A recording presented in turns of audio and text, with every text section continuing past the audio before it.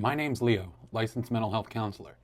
One of the scariest parts of mental health is when someone you love is really struggling and you have no idea.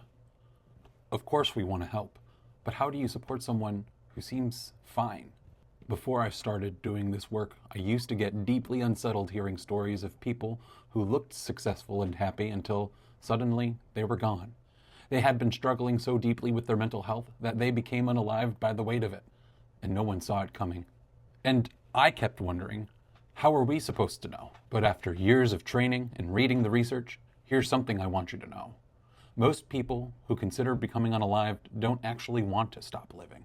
Instead, they want the pain to stop. They want peace. But because they're overwhelmed by complex life issues and the emotions that come with them, they sometimes believe there's only one way out. So they stay silent. These findings taught me something powerful. If we stay connected, if we sit with our loved ones through discomfort, if we gently guide them toward support, even when they don't open up, there is real hope. So here are 3 subtle but important signs that someone you care about may be hurting more than they let on. Escape language. People who feel deeply overwhelmed often won't say they want to be unalived. Instead, they'll say things like, I can't take this anymore. Ugh, you have no idea how much I just want this to stop.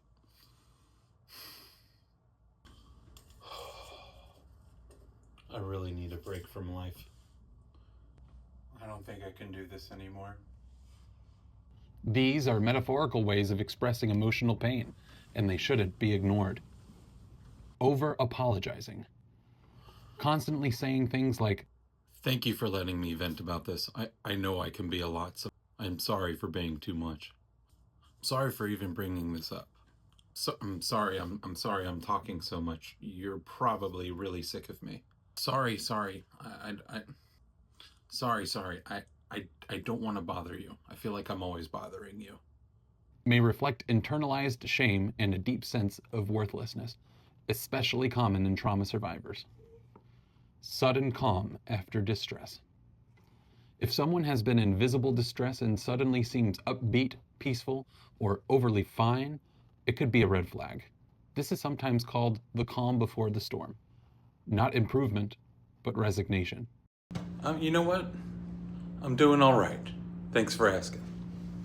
Like, comment, and subscribe for more mental health content. Share in the comments what's helped you to spot mental illness amongst yourself and others. And if this resonated with you or a loved one, please take this with you to therapy.